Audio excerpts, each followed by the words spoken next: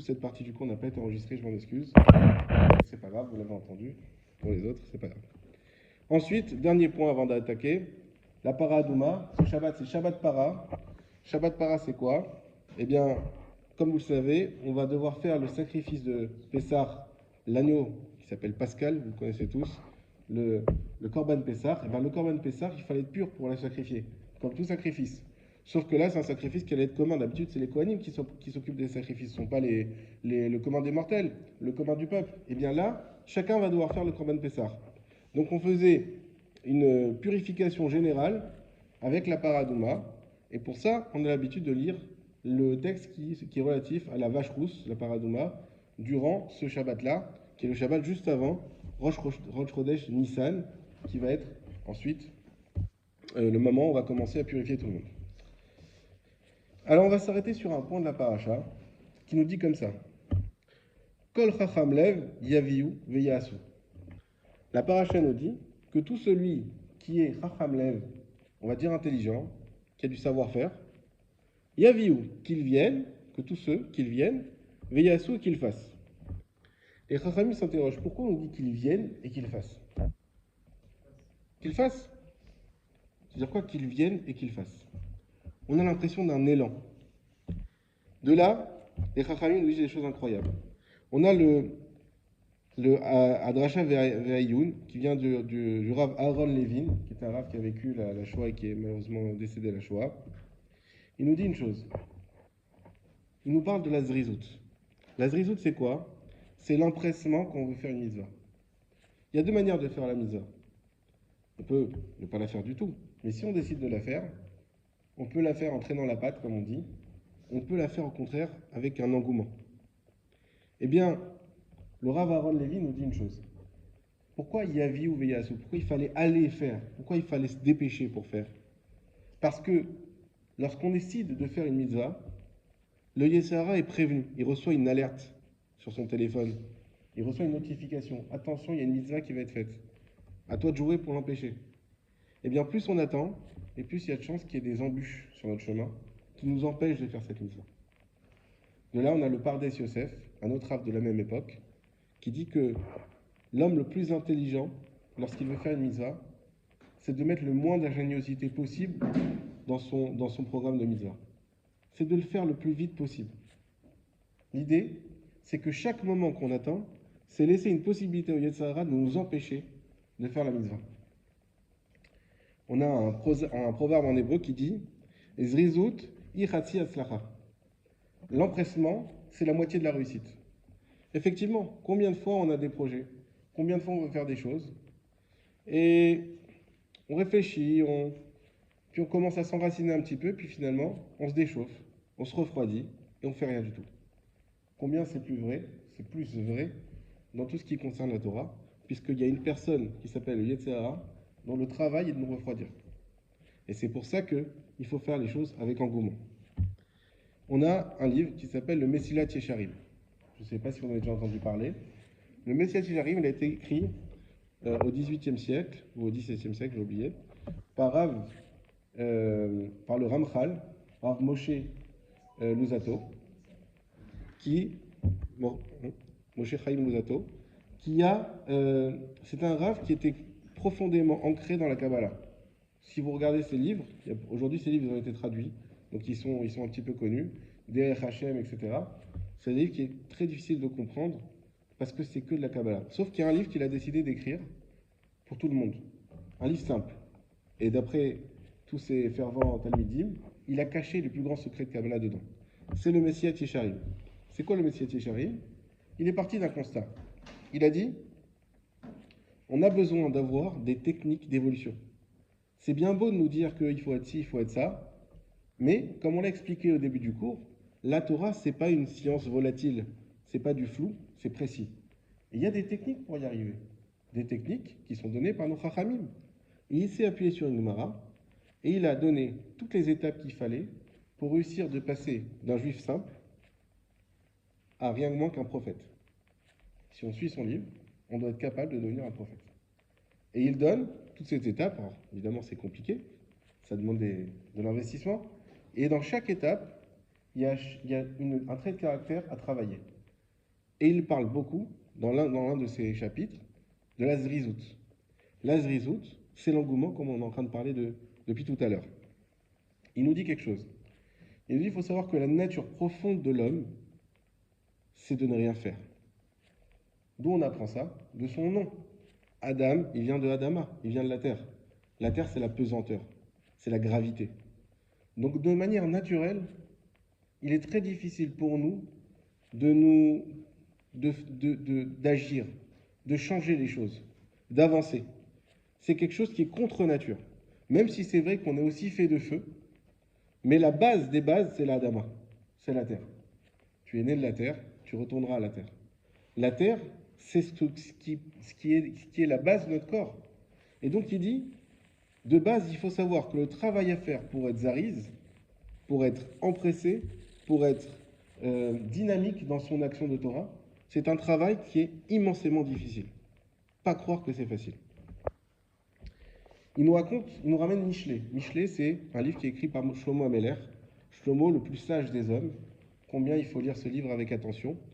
Et il nous dit une chose, dans une parabole dans ce livre. Il dit qu'il se promenait, qu'il voyait un magnifique champ, mais tout plein de ronces. Et de là, il a sorti quelque chose, il a dit, je vous le fais en français. Dormir encore un peu, rester encore un peu assoupi, croiser un peu les mains pour se reposer, et voilà que la pauvreté s'introduit chez toi comme un rôdeur, la misère comme un guerrier armé. Et Shlomo nous dit une chose très forte, c'est que la hatzlut, la paresse, c'est quelque chose qui est semblable à un poison, qui s'introduit et tout doucement, à petits pas, nous enracine et nous amène. Il parle de pauvreté, c'est la pauvreté qui est peut-être financière, mais également de toute chose, parce que l'action, agir, exister dans le monde, c'est ça notre richesse. Si on ne fait plus rien, on s'éteint. Eh bien, notre nature nous pousse à ne rien faire. Notre nature nous pousse à attendre.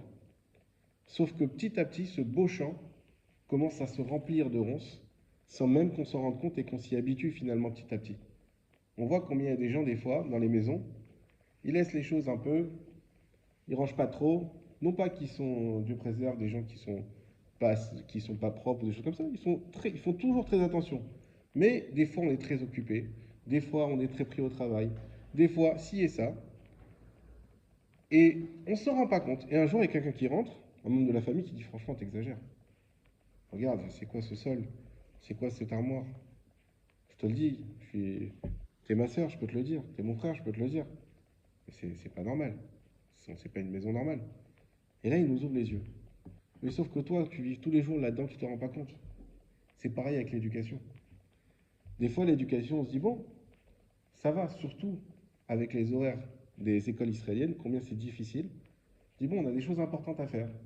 Alors, on peut laisser 2-3 heures ici, 2-3 heures là, ou la laisser, pas faire attention, un peu de télé, un petit tour chez les voisins, un petit tour de vélo, puis revient, puis... Oui, mais s'il n'y a pas une éducation, c'est-à-dire que c'est un moment. En France, ils étaient pris en charge, il y avait une éducation, il y avait des gens qui leur donnaient une attention. Mais là, s'il n'y a plus personne, alors on ne s'en rend pas compte peut-être, mais un jour ça peut faire mal. Parce qu'un jour on va prévoir un changement qu'on n'aurait jamais voulu. Parce que personne n'a été là. Et donc ces choses-là, tout ce qui va être, et c'est le Ramchal qui l'explique, tout ce qui va être de la, la non-action, l'inaction, eh bien toutes ces choses-là, elles prennent du temps, mais elles ont des effets qui sont dévastateurs. Et donc il nous met en garde, attention, ne vous laissez pas enraciner par cette mauvaise nature. Il ramène aussi que ce chant-là, d'après Shlomo Ameler, c'est une parabole pour parler de la Torah. Le chant, c'est la Torah. Et les ronces, c'est quoi? C'est encore pire que de ne pas connaître la Torah, c'est mal la connaître. Parce que les ronces, c'est ce qui va être comme une épine et qui va déchirer ce que les Chachamim ont mis du temps à construire. Il ramène quelque chose d'incroyable. Il dit, donc toujours Shlomo, le paresseux se targue de plus de sagesse que 7 conseillers avisés. Quelqu'un qui est paresseux, pris dans sa paresse, en réalité, il est sûr d'être dans son bon droit. Et le Messias Charim nous ramène qu'il va même être capable de ramener des arguments de Torah pour appuyer sa façon d'agir. Effectivement, il va dire, bon, il faut des fois, il faut y aller mollo, faut réfléchir, il faut évoluer par étapes. Oui, mais il faut évoluer. Oui, il faut réfléchir, mais il faut agir. Ça ne sert à rien de faire 50 business plans pour 200 entreprises et que tu n'en montes pas une. Oui, c'est vrai. C'est vrai qu'il y a un bon côté à ce côté terre à terre. C'est ce qu'on appelle terre à terre. À ce côté de réflexion. Évidemment qu'il ne faut pas se précipiter dans certaines choses. Mais il faut savoir que la réflexion, elle sert à l'action. Si la réflexion, c'est pour rester dans la théorie, ça ne sert plus à rien. Ça ne sert à rien de faire un business plan si tu sais que tu ne vas jamais te lancer. Maintenant, on parle de Torah. Vous savez, c'est quoi la différence? C'est que dans la Torah, on peut se lancer sans réfléchir, on ne pourra jamais se tromper. Celui qui fait les choses, les Shem Shamaïm, celui qui fait les choses pour grandir le nom d'Hachem, c'est pas toujours évident, il faut toujours clarifier. C'est un des conseils d'ailleurs que donne le Messias Shari Mayer, de toujours clarifier sa pensée. Pourquoi je fais les choses? Est-ce que vraiment c'est les Shem Shamaïm? Est-ce que c'est pas pour autre chose? Quand on arrive à clarifier et à laver son cœur et à faire les choses des Shem Shamaïm, on peut se précipiter, on est sûr de ne pas se tromper. On a une promesse d'Hachem de ne pas se tromper. Contrairement au reste, quand on fait des affaires, c'est un petit peu pour nous. Même si aussi les Shem Shamaïm, c'est pour, il faut bien une parnasse, etc. Donc là, oui, il faut bien réfléchir. Quand on fait des... Peu importe, tous les choix qu'on a à faire dans la vie, évidemment. Mais lorsqu'on fait les Shem Shamaïm, on peut se précipiter. La zrizout. Et ça va encore plus fort que ça. Le Messias Shamaïm nous dit une chose. Il nous dit que le fait de ne pas faire d'efforts, et donc de se conforter dans sa paresse, ça a une incidence très forte sur notre psychologie.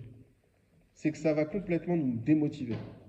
Ça veut dire que même si à la base on peut être motivé pour faire quelque chose, mais que simplement on n'a pas envie de faire les efforts vraiment, mais le fait de ne pas faire les efforts va éteindre cette motivation. Et le fait d'éteindre cette motivation, ça va complètement amener une dégradation de la perception des choses. Les choses, on ne va plus pouvoir les percevoir comme il faut, puisqu'on a été complètement... notre cerveau a été complètement dégradé, notre façon de penser, à cause de notre paresse. Il y a aussi une grande, on va dire, pas épreuve, mais c'est pour les perfectionnistes. Les perfectionnistes, pour ceux qui en connaissent, ceux qui sont très perfectionnistes, eh bien, d'un autre côté, ils ont beaucoup de mal à faire les choses. Pourquoi? Parce qu'ils te disent, moi, si je veux le faire, je vais le faire bien. C'est vrai. Mais sauf que des fois, ce que toi, tu appelles faire bien, tu n'as pas toujours les moyens de le faire.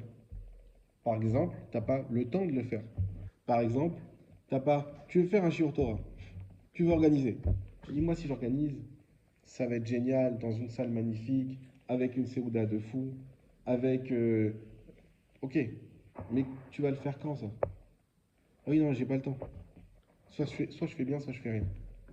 Oui, mais non. Parce que le problème, c'est que ton perfectionnisme, qui est à la base une qualité, de faire bien les choses, c'est une très bonne qualité. Mais si à cause de ça, tu fais pas, alors au contraire, tu t'es enraciné en pensant encore une fois être dans le vrai. Parce que tu dis, bah non, bah, je préfère ne pas faire sinon. Non. Fais les choses comme tu peux les faire aujourd'hui. Tu n'as pas forcément les moyens de faire comme tu voudrais. C'est pas grave. Zrizout. Avance. C'est ça qui compte. Et c'est exactement le sujet de Pessah. C'est quoi Pessah? On mange la matzah. Pourquoi? La Torah nous dit qu'ils sont sortis Bechipazon. C'est quoi Bechipazon? Avec empressement. Alors vous connaissez l'histoire. Le pshat, c'est quoi? Bah, il fallait sortir tout de suite. Dieu a dit, c'est maintenant, c'est à minuit. Kechatzot alayla. C'est à minuit pile que tout le monde doit être sorti. Les pains n'avaient pas monté. Et ben c'est pas grave, vous les mettez au four comme ça et vous les prenez tels quels. C'était des matzot. Ok. On sait sur le remède, sur le sens un peu plus approfondi, pourquoi il fallait sortir tout de suite? Parce qu'ils avaient atteint un niveau d'impureté qui est le 49e degré inférieur d'impureté. À 50, on peut plus évoluer, c'est fini. Donc c'était tout de suite, sinon c'était foutu. Très bien. Maintenant, on peut croire que si on mange de la matzah à Pessah, c'est parce qu'ils ont dû sortir vite. Et si on croit ça, c'est qu'on n'a rien compris à Pessah. C'est parce qu'ils sont sortis. C'est parce qu'on doit manger de la matzah qu'ils sont sortis vite. C'est parce qu'il fallait sortir vite. Et pourquoi il fallait sortir vite? Parce que sans la zrizout, il n'y a pas de Géoula. Impossible d'être libéré si c'est pas avec un engouement. C'était pas possible. Si Dieu il a demandé de sortir vite, sinon il avait qu'à les prévenir depuis la veille. Vous avez 24 heures, il faut sortir parce que dans 24 heures, vous allez atteindre le niveau d'impureté. Parce qu'on veut que vous sortiez à minuit, préparez-vous. Pourquoi il ne les a pas prévenus? Au moment de sortir, dire c'est maintenant, on y va. Parce que si tu veux être libéré de quelque chose, il faut t'investir les zrizout. S'il n'y avait pas la zrizout, il n'y aurait pas eu de Géoula. Ce qui veut dire que quand je fais les mitzvot, la zrizout, l'empressement, c'est pas juste une manière de faire la mitzvah. Comme on a dit au début, on dit soit tu l'as fait avec engouement, ou soit tu traînes la patte. Non, c'est que si tu traînes la patte, tu n'as pas fait la mitzvah. Mais Karadine, tu l'as faite. Mais dans la réalité, d'après si Dieu il devait être Midatadine, tu l'as pas fait. Parce que la mitzvah, elle est liée à ta façon de la faire avec empressement. Sans empressement, il n'y a pas de Géoula, il n'y a pas de mitzvah, il n'y a rien du tout. Il n'y a pas de Pessah. Et donc, il n'y a pas de peuple juif. Donc l'empressement, c'est quelque chose de fondamental. C'est pas juste une qualité à avoir en plus. On finira par au contraire, quelques exemples d'empressement. On a le Pirkei Avot qui nous dit il faut être léger comme un aigle pour faire la volonté de Dieu. Et il faut être effronté comme un léopard. C'est-à-dire qu'il faut faire les choses avec force, empressement. Gibor Kari, fort comme un lion. Mais ce qui nous intéresse surtout, c'est Kal Kanesher, léger. Pourtant, c'est dur. Sois léger. La Gemara Psari nous dit Zrizim, Magdimim, Bamitzvot. Les gens empressés, c'est eux qui dévancent les mitzvot. Ils ne vont pas attendre que la mitzvah se présente. C'est eux qui vont devancer les mitzvot. Le Teilim nous dit, David Ameler, Chashti, veloit mahamati lishma mitzvotecha. David se vante, mais de manière bénéfique, en disant Chashti, je me suis empressé, veloit mahamati, je n'ai pas attendu pour faire ta Torah. On voit que Abraham, quand il a accueilli les anges, il a écrit Mahari dans le passage qui s'est dépêché. Rivka, quand elle a accueilli Eliezer, il a écrit Vatemaher, elle s'est dépêchée. On voit dans toutes ces avotes, dans tous ces enseignements, l'idée de se dépêcher est au cœur de la Torah. Maintenant la question, pour finir, comment on acquiert cette mida? On a expliqué combien c'était difficile, on a expliqué que notre nature profonde, c'était au contraire la paresse, c'était de rester attaché au sol, c'était de ne pas évoluer. Alors comment on fait pour l'acquérir? Le Messias Yesharim nous donne sa technique à lui, et il nous dit que la manière d'acquérir la zrizout, c'est de se rendre compte et d'ouvrir les yeux sur les bontés qu'Hachem nous fait. Il dit, lorsque tu ouvres les yeux, et tu vois tout le bien qu'Hachem te fait, et il va loin, et il dit même le malade, il doit se rendre compte de la chance qu'il a d'être encore en vie. Même le pauvre, la chance qu'il a d'avoir, même le peu qu'il a encore à manger. La preuve c'est qu'il est encore là. Et combien, à plus forte raison, la personne en bonne santé et la personne qui a des moyens. Ouvrir les yeux, ça on en parle souvent, on ne va pas s'allonger parce qu'il y a Pessar qui arrive, et on doit faire la halakha de Pessar, mais ouvrir les yeux. Lorsqu'on ouvre les yeux sur ce qu'Hachem il nous fait, on a un sentiment naturel on doit quelque chose, on se sent redevable, un sentiment, on se sent redevable, on se sent qu'on doit faire les choses pour Hachem. Et lorsqu'on a ce sentiment, on va les faire avec empressement, parce que c'est pas du plus, c'est pas une mitzvah qu'on fait pour passer le temps, c'est pas une mitzvah qu'on fait pour avoir une bonne conscience, non, c'est un dû, il faut y aller. Le moindre des choses, comme il dit, tu pourras jamais rendre à Hachem tout ce qui t'a donné, mais même si tu peux rendre 1/1000, et combien tu dois t'empresser pour le faire. Et là où il dit quelque chose de très fort, les 2 derniers enseignements, il dit que lorsqu'on va arriver au Lamaba, les personnes qui n'auront pas été zélées, elles vont avoir une très grande honte. Arriver, vous savez il est écrit que l'une des explications de l'enfer, c'est quoi? C'est qu'on sera présent devant tout Abraham, Yitzhak, Yaakov, nos grands-parents, tout le monde, et il y aura un film de nos Averot. Et cette honte qu'on va ressentir, c'est ça le Gainam. Eh bien, il nous dit, de quelle honte on aura à cause de la Zrizout? La honte d'être passé à côté de tout le bonheur auquel on avait droit.